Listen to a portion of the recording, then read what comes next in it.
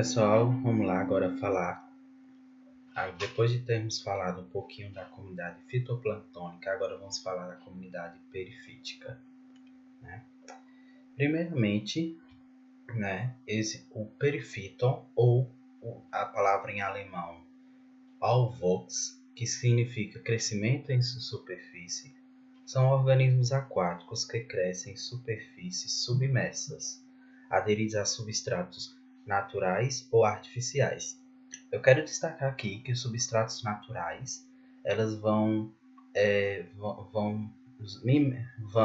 são os melhores estudos, do que os substratos artificiais, porque os substratos artificiais, elas não vão fazer toda a sucessão da comunidade, não vai mimetizar as condições naturais dessa comunidade perifítica quanto aos substratos naturais, né? Então, os substratos artificiais, quando usados, eles podem mascarar um pouquinho as condições reais do perifíton nos substratos naturais. Então, em experimentos, dependendo também da condição experimental, dos objetivos, é preferível usar os substratos naturais. Entretanto, quando a experimentação tem outros objetivos, dependendo desses objetivos, o melhor é a utilização de substratos artificiais, principalmente quando o experimento delonga tempo, né? Porque os substratos naturais, eles não podem, por exemplo, um substrato natural, macrófita aquática. Se a macrófita aquática entrar em senescência, né, então você vai perder aquele substrato, né? Diferentemente de um substrato artificial, né, que vai sempre estar ali durante a experimentação. Então, dependendo do seu objetivo experimental, com esses objetivos, você vai delinear o melhor substrato a ser usado, né? Antigamente, existia uma classificação do perifíton, que também está entrando em desuso, essa classificação. Existe o perifíton verdadeiro, também chamado de euperifíton, que são organismos fixos, imóveis, adaptados à vida séssil através de rizoides, pendúnculos gelatinosos, que a gente vai explicar daqui a pouco, que eu vou explicar daqui a pouco, sobre esses pendúnculos, e outras estruturas de fixação, como, por exemplo, estruturas do tipo almofada, estruturas do tipo caulinar, que vão auxiliar na fixação do perifíton, Então, são os organismos que apresentam essas adaptações de fixação ao substrato, O pseudoperifíton, por sua vez, ele está intimamente associado ao euperifíton e não apresentam estrutura de fixação verdadeira. Por isso, estão associados ao euperifíton, que estão frouxamente aderidos ao substrato. Normalmente, estão presos aos pendúnculos gelatinosos das estruturas do euperifíton, ou presos na bainha de mucilagem ou na bainha mucilaginosa por exemplo, das cianobactérias, e assim vai. Então, o pseudoperifíton ele está associado ao euperifíton e não apresentam estruturas de fixação verdadeiras. Entretanto, vale dizer que essa comunidade perifítica ela foi bastante negligenciada, recebendo vários nomes, à medida que foi sendo estudada. Como a gente já mencionou aqui, perifíton, mas inicialmente era chamado de Aufwuchs, uma palavra em alemão que quer dizer crescimento em superfície. Só que em 1982 houve o primeiro workshop internacional de perifíton de águas doces, em que decidiu padronizar o termo perifíton e também conceituar esse termo, deixando ele um termo mais explicativo, não tão generalista assim. Então, o perifíton é uma complexa comunidade de micro-organismos. Essa palavra aqui, complexa, esse entendimento de complexa comunidade, é porque o perifíton ele apresenta tanto componentes autotróficos como heterotróficos, que eu vou explanar daqui a pouco, esses componentes aqui indicadas, algas, bactérias, fungos e pequenos animais. Então, O perifito é uma complexa comunidade de micro-organismos, detritos orgânicos e inorgânicos, aderidos a substratos inorgânicos e orgânicos. Também esses substratos podem ser vivos ou mortos. Como eu expliquei, é uma complexa comunidade por apresentar componentes autotróficos e heterotróficos na mesma comunidade. Então, essa comunidade fica complexa por apresentar algas, também conhecidas como Phycoperifiton, bactérias, fungos e animais. Tá aí um porquê também essa comunidade foi bastante negligenciada. Devido a essa heterogeneidade de constituição de micro-organismos, né, fica difícil achar metodologias que consigam estudar toda essa complexidade de micro-organismos usando a mesma tecnologia. As algas Phycoperifiton, elas são os componentes do perifito mais estudados, né? É tanto que muitos autores, ao estudar essa comunidade, citam mais as algas, né? Utilizando metodologias do fitoplâncton, por exemplo, que são muito comuns para estudar a comunidade perifítica. Quando se foca o componente algas, né?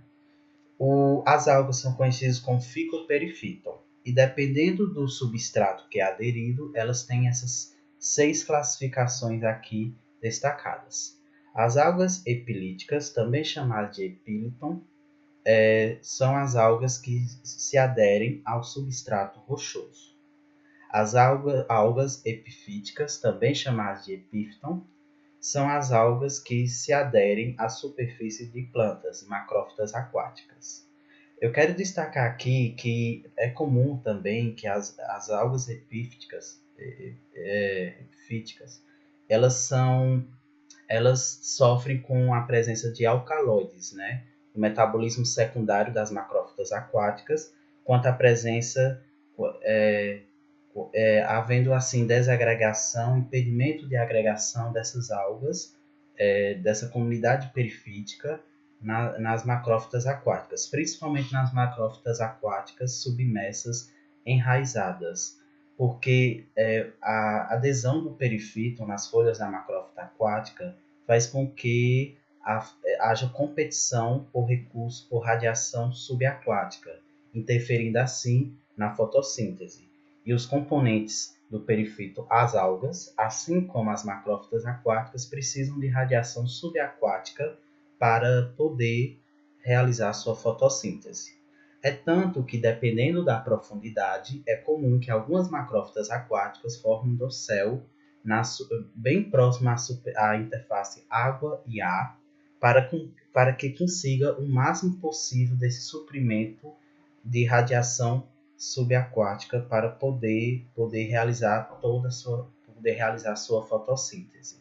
Então, as macrófitas aquáticas, com o objetivo de evitar a adesão dessas algas epifíticas, elas usam mecanismos do metabolismo secundário, sintetizando alcaloides, ou se não formando um dossel, no caso das macrófitas aquáticas submersas fixas, um dossel bem próximo à região da interface água e ar, a fim de ter um maior suprimento de radiação subaquática, favorecendo assim a fotossíntese. Outro tipo de alga são as algas epipélicas, né? Também chamado de epipelon, né? Que são as que se fixam em sedimento fino. As algas epizoicas, também chamadas de epizum, que se fixam na superfície de animais, sendo eles vivos ou mortos. Algas epizâmicas, epísamo, também chamado de epísamo, são as que se fixam no substrato arenoso. E algas epidendríticas, que se fixam sobre a madeira, também chamada de epsilon, né? Bom, para essa comunidade perifítica ter aderência, ela precisa de algumas adaptações, né? De algumas estruturas adaptativas a essa que promovam essa aderência ao substrato. A comunidade perifítica faz isso de diversos modos. Formas firmemente aderidas ao substrato, no caso de cocônes, né, como em A, né, em que toda a superfície do perifíton ela é aderida, né, desse organismo aqui, é aderida ao substrato. Existem também as aderidas por mucilagem almofada, chamada pad mucilage, né? Pad é almofada em inglês, como em gonfonema, em que existe uma mucilagem, né, um pouco, mais ou menos retangular, arredondada, que promove a adesão dessa extremidade do organismo do perifíton, como mostrado aqui na figura em B. Temos também as aderidas na extremidade por uma haste de mucilagem, chamada stalk mucilage, né, que quer dizer mucilagem tronco, né, como em gonfonema, né, representada aqui em C, então uma mucilagem do tipo tronco, do tipo haste, né, C e em D também representado, né, essa mucilagem. Mucilagem em tubo, como em espécies de Nitzschia. Apressório terminal na célula basal, como na filamentosa simples odegônio, a figura E, como esse apressório aqui. E algas filamentosas de hábito heterótico.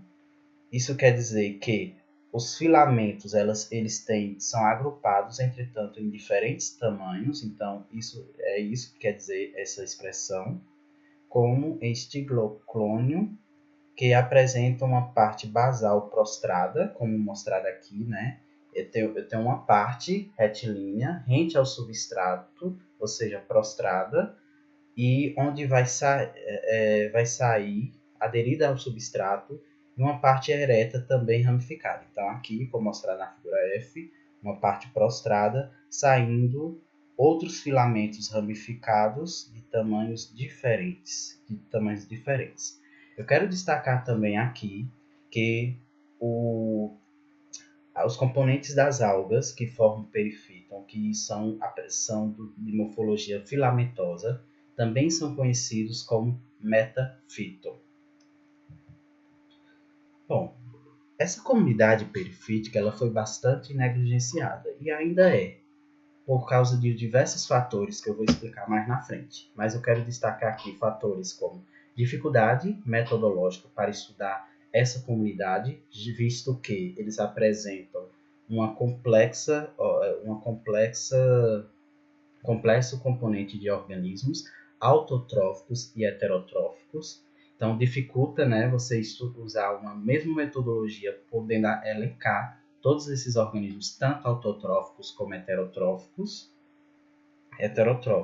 Então, esta é uma das principais dificuldades de se estudar esses organismos, o que tornou também bastante negligenciada, né? Entretanto, as publicações pioneiras no Brasil, que alavancaram alguns estudos, embora de forma tímida, né? Não existem tantos estudos assim ainda. Eu trouxe aqui alguns prints das capas dos estudos. O primeiro estudo foi desenvolvido por Bicudo e este autor aqui, que se intitula Contribuição para o Conhecimento de Dianofícias Brasileiras, Gêneros e Móveis, publicadas no 19º Congresso Nacional de Botânica, nos Anais. Então, esta foi a primeira publicação, em 1968, brasileira, falando sobre perifíton. A segunda publicação se trata de uma dissertação de mestrado, intitulada Sucessão do perifíton em substrato artificial em 2 lagos do Distrito Federal. E a terceira publicação, que infelizmente eu não consegui um print, né? Infelizmente não achei na internet, é intitulada Estudo Comparativo do Perifíton em diferentes substratos artificiais na represa do Lobo, São Carlos, São Paulo, de 1980. Então, as 3 primeiras publicações datam em 1968, 1979 e 1980. A revista especializada no conhecimento da limnologia, o periódico Acta Limnológica Brasiliense, publicou 34 artigos com esta temática desde sua primeira edição em 1986, com as buscas das palavras-chave perifito em português e inglês, né? Então foram até agora 34 artigos publicados desde 1986 por este periódico. Desse número, né, ou seja, dos 34 artigos, apenas 17 artigos foram publicados nesses últimos 10 anos, nos anos 2010 a 2020. E o ano com maior número de publicações foi o ano de 2018, com apenas 6 artigos. Então, esses são os dados de cienciometria das publicações com essa comunidade perifítica.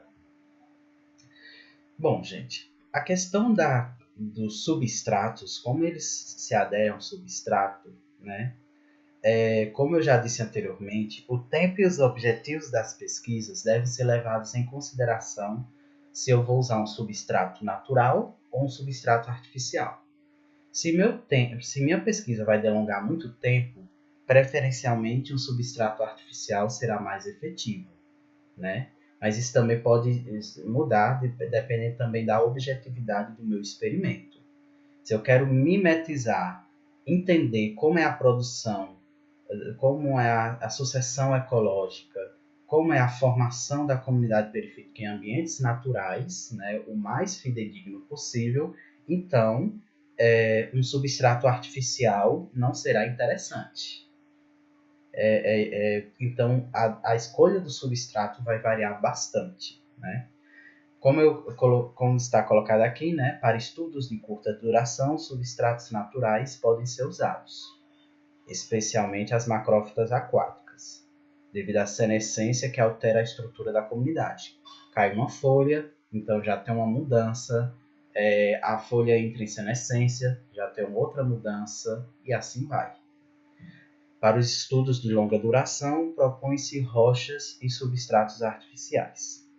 Aqui eu achei desses 2 trabalhos aqui, né, como estão aqui explicados nas fontes, o uso de substratos artificiais. Augusto, como é que eu devo usar esses substratos? Qual é o melhor substrato dentre vários modelos? Gente, são muitos os modelos, não existe uma regra. E aí também a questão vai na sua criatividade. Tem muitas invenções, você pode até adaptar o seu próprio substrato. Isso não quer dizer que você precisa usar metodologicamente um substrato já inventado. Você pode inventar até mesmo, usar sua criatividade e usar seu substrato. Os substratos mais usados são vidro e plástico, né, nos estudos de comunidade perifítica, mas você pode usar desde rolhas, isopor, né? Aqui, por exemplo, tem várias fotos de substratos em que usou uma espécie de madeira que flutua na água e amarrou um aparato onde colocaram lâminas de microscopia, né, como está sendo observado aqui. Aqui poderia ser uma rolha e lamínulas inseridas, né, com essa parte, como a rolha flutua na água, ou um isopor com lamínulas inseridas, a parte das lamínulas fica abaixo da superfície da água. Então, adesão do perifito nessas lamínulas. Ou se não, um aparato de madeira, que pode ser afundado, contendo lâminas de vidro em paralelo. Ou se não, você pode pegar um pedaço de madeira, grudar lâminas de microscopia nas 2 faces da madeira, ou até mesmo nas 4 faces, se a madeira tiver uma dimensão um pouquinho maior, e amarrar essa madeira numa pedra e afundar no ecossistema aquático, né? Você pode colocar também lâminas dentro de um tijolo, ou novamente parecido, semelhante ao que eu já disse da pedra, amarrado numa madeira, né? Você pode grudar lâminas de microscopia, pegar um aparato e colocar várias lâminas em paralelo, pegar uma corda amarrada a uma pedra, afundar essa pedra e colocar várias lâminas em diferentes profundidades. Então, não existe uma regra de qual substrato eu devo usar. Vai na questão da da sua criatividade. Eu, sob a orientação da professora Maria Carolina, a gente usou um substrato que a gente vai explicar daqui a pouco, nosso trabalho usando essa comunidade perifítica, né, nos próximos slides à frente. A importância da comunidade do perifíton é principalmente devido à sua ciclagem de nutrientes, né? Os principais nutrientes que controlam o crescimento são carbono, nitrogênio, fósforo, ferro e silício. Voltando à questão do fitoplâncton, o silício, principalmente para as diatomáceas, o ferro, principalmente para os seres fotossintetizantes que compõem o perifíton, as algas, né, e até mesmo as bactérias, cianobactérias, precisam de ferrodoxina como na cadeia transportadora de elétrons, né? Então a ferrodoxina é a base de ferro, então é um elemento importante. O fósforo para a constituição, por exemplo, da molécula de ATP, nitrogênio como fonte para ácidos nucleicos, por exemplo, proteínas e aminoácidos, e fonte de carbono para a constituição de várias estruturas celulares do perifíton. Os macronutrientes são o CO2, né, a assimilação do CO2 pela via do ciclo de Calvin, né, durante a fotossíntese, para fixar carbono, 6 carbonos, né, CO2 livres, carbonato e bicarbonato, nitrato, amônio e fosfato.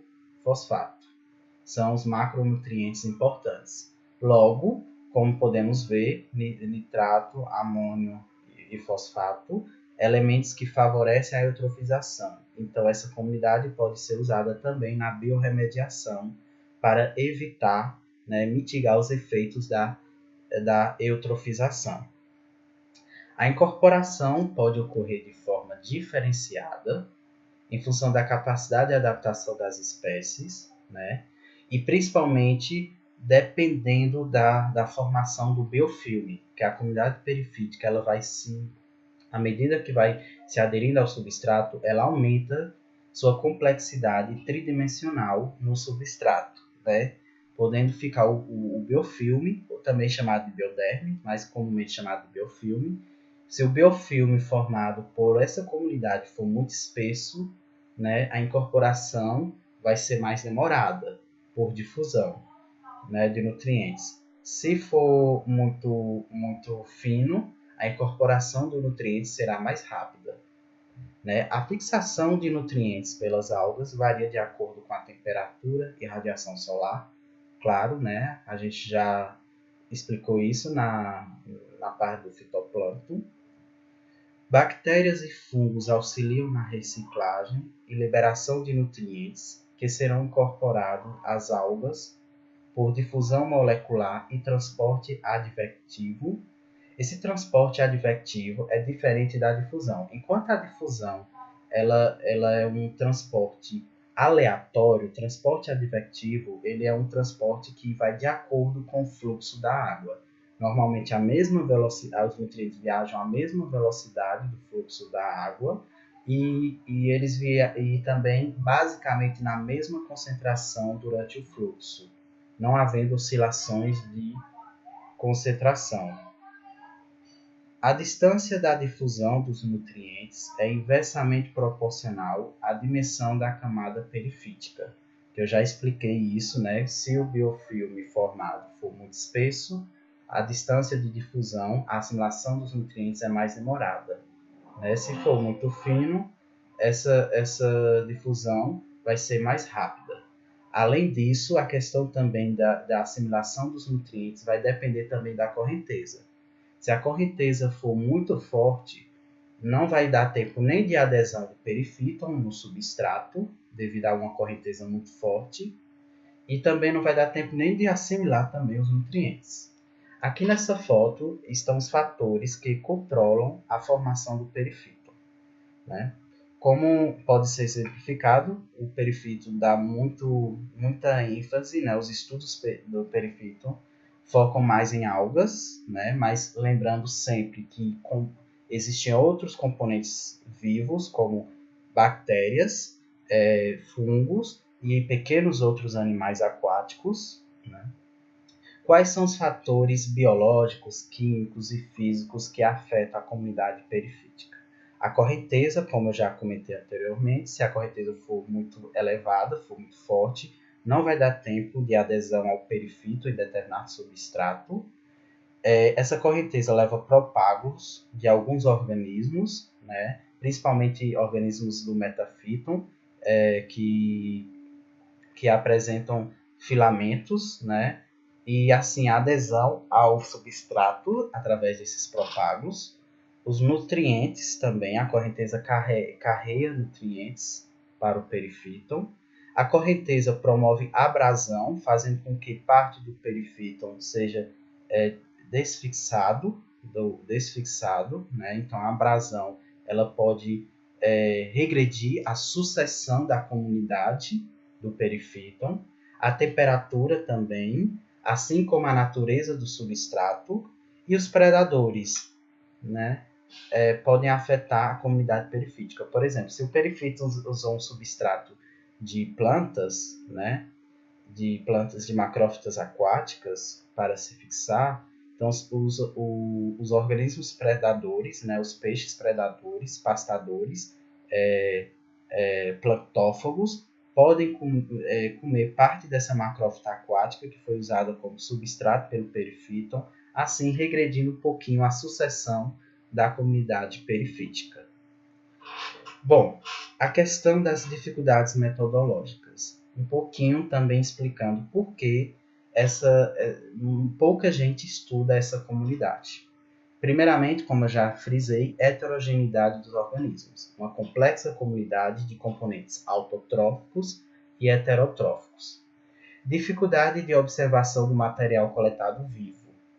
Eu vou explicar um pouquinho nessas fotos, né? Essas fotos é o experimento que eu e a professora Maria Carolina, sob a orientação dela, realizamos. Eu vou explicar daqui a pouquinho sobre esse experimento. Escassez de informações sobre essa comunidade, isso é fato, por experiência própria. Na hora da gente fazer uma revisão de literatura, faltam muitas informações sobre essa comunidade, tanto que foi publicado recentemente um livro, o único livro que fala de perifíton na literatura brasileira, que é esse daqui, Ecologia do Perifíton. É um livro até que baratinho, né? Menos de R$100, quase R$100. É o único livro, né, que fala exclusivamente da comunidade perifítica. É muito interessante para quem gosta dessa comunidade.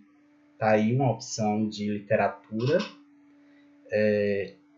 Para o estudo qualitativo e quantitativo da comunidade, é necessário avaliar todos os componentes autotróficos e heterotróficos, que isso nem sempre acontece. É muito comum nos estudos, nas publicações. Apesar da comunidade perifítica ser composta por componentes autotróficos e heterotróficos, muitas vezes os estudos só focam nos componentes autotróficos e desprezam os componentes heterotróficos. É raro você encontrar um estudo que abranjam os dois componentes, autotróficos e heterotróficos. E para análise em câmara de sedimentação é um desafio. O perifito tem distribuição agregada densa, que é o que é mostrado nessa foto aqui. Eu vou explicar um pouquinho essas fotos. Né? Isso é referente ao nosso experimento de cultivo de comunidade perifítica, né? Como biorremediação, né? Biorremediação do efluente de piscicultura instalado na piscicultura de Petrolina. A gente utilizou, né, cortinas, como pode ser mostrado nessa foto, de plástico cristal, aquele plástico transparente. É importante que o plástico seja transparente, lembrando que o perifito apresenta componentes, organismos autotróficos, ou seja, dependentes da radiação solar. Então, colocar um plástico preto aqui não vai ser muito bom. Então, plástico transparente vai ser proveitoso. A gente usou 6 cortinas de plásticos, né, distanciados em 20 em 20 centímetros. Né? A caixa tem diâmetro de 1,40 m, essas caixas são de 1.000 litros.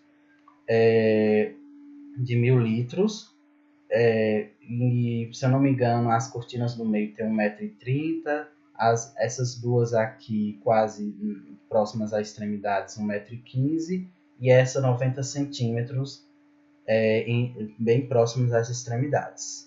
Depois drenamos o efluente de piscicultura em triplicatas, como pode ser observado nessa segunda foto. Esperamos o tempo de retenção hidráulica de 30 dias, sendo que esses tanques semanalmente foram recarregados, né, com o efluente, né, para manter o volume útil, né, sempre o mesmo nível. Isso é importante, não pode secar muito, porque a comunidade perifítica para adesão ela demora. Aí a pergunta é, Augusto, quanto tempo a gente deve, numa realização de um experimento usando a comunidade perifítica, usando, usando substrato artificial, quanto tempo a gente deve aguardar para o tempo de retenção hidráulica? Na literatura, é informado entre 21 a 28 dias. Entre 21 a 28 dias você tem total adesão da comunidade perifítica e desenvolvimento diante do substrato. Então, não é bom deixar tempos de retenção hidráulica para estudo dessa comunidade de apenas horas, né? Então, o aconselhável é 21 a 28 dias em média. No nosso caso, a gente deixou aqui 30 dias, né? E fizemos o experimento em triplicata. Depois de 30 dias, aqui está a foto do plástico, né? Onde está vários detritos orgânicos e inorgânicos, inclusive componentes do perifito. Para extrair esse perifito do plástico, a gente pegou um pincel bem macio, o mais macio possível, pois o objetivo é fazer com que as estruturas sejam coletadas de forma íntegra, sem degradar as estruturas, sem romper as estruturas do componente perifito. Passa-se o pincel nesse plástico e vai passando jatos de água destilada. Importante ser água destilada, não água do próprio efluente, da própria água do meio do cultivo. Então, não poderia usar essa água essa água que está dentro das caixas d'água, ou seja, efluente de piscicultura. Pois, lembre-se que essa água não só tem perifito, tem também fitoplâncton. Então, não posso misturar duas comunidades. A comunidade perifítica já é complexa e ainda misturar duas comunidades não é bom. Então, água destilada, jatos de água e passando o pincel levemente.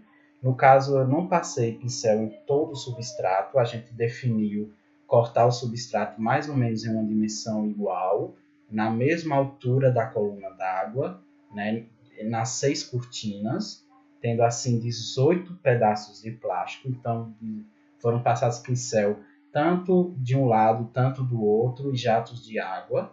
Esses jatos de água foram coletados, né, em um becker e transferidos em pequenos vidro âmbar, né, em vidro âmbar de 50 ml, e inserido 3 gotas de conservante Lugol a 4%, de 2 a 5% é válido, né, para a conservação dessa comunidade perifítica.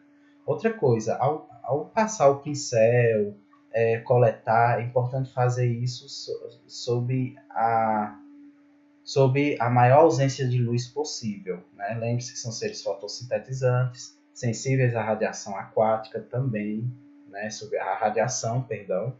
E então, fazer essas coletas em ambiente assim, um pouquinho com ausência de luz. Eu fiz essas coletas, só para vocês terem ideia, 4 horas da madrugada, né? Só para vocês terem ideia, entre 4 e 5 horas da madrugada, né? Estava fresco, né? Ausência de luz, então foi interessante. E, como eu disse aqui, a análise, né? O perfil tem distribuição agregada e densa, aqui mostrada nessa foto, né? Quando a gente joga na microscopia, é assim que a gente vê. Aqui, por exemplo, eu evidencio um Calotrix, outro Calotrix, aqui, por exemplo, mas isso não é regra, gente, né? Não é porque, vou analisar em microscopia, sempre vai aparecer assim. Não. É tanto que eu coloquei outra foto aqui, né? Esses organismos aqui têmia, são organismos muito comuns na constituição do perifíton, principalmente aqui da água do Rio São Francisco, viu? Então aqui temos uma espécie, uma espécie de epitêmia, essa retangular, e aqui outra espécie de epitêmia. Sendo que essa parte aqui côncava, ela fica 100% aderida ao substrato, né? Então, aqui está uma exemplificação desse último tópico, a distribuição agregada e densa. Às vezes a gente tem que analisar dessa forma, ou usar diluições, né, para evitar isso daqui.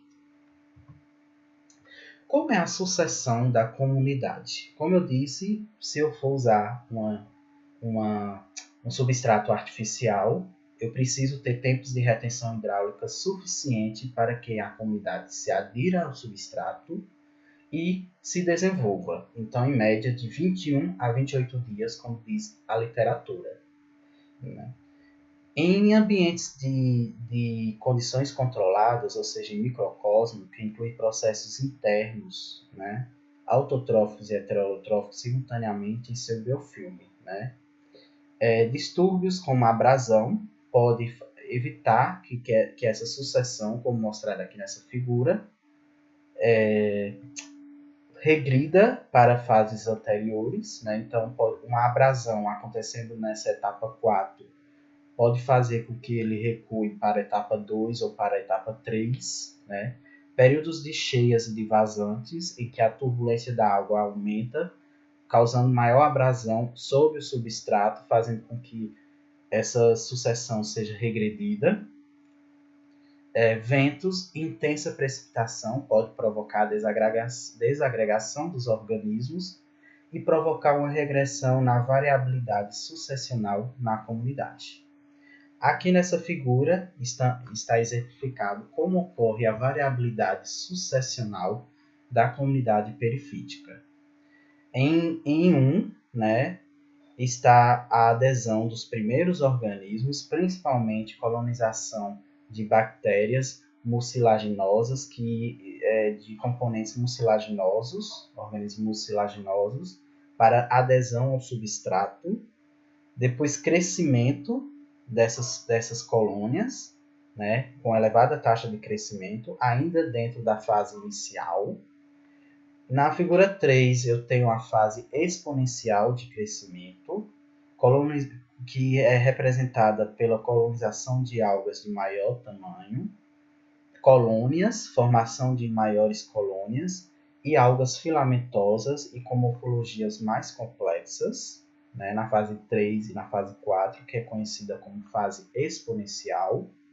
E a fase 5 é a fase estacionária, em que a sucessão está em seu maior grau de complexidade, tanto em forma e número de indivíduos, né? Então, o tempo de retenção hidráulica de um substrato, ele, de 21 a 28 dias, tem como objetivo, quanto maior for o tempo de retenção hidráulica, tem um objetivo de chegar o máximo possível a essa última fase, chamada de fase estacionária.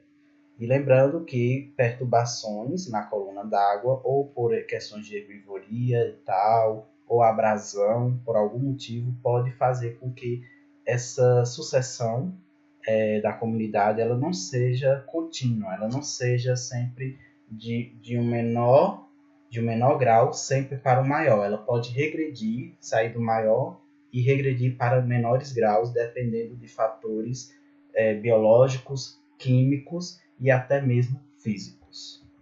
Bom, gente, é isso, né? Terminamos aqui. Espero que vocês tenham entendido, compreendido tudo, né? Tentei fazer o máximo possível para que vocês pudessem compreender o assunto. E é isso, né? Até a próxima. E qualquer dúvida, vocês podem procurar, né? E também, assim como pode procurar também a professora Maria Carolina. Obrigado e até mais.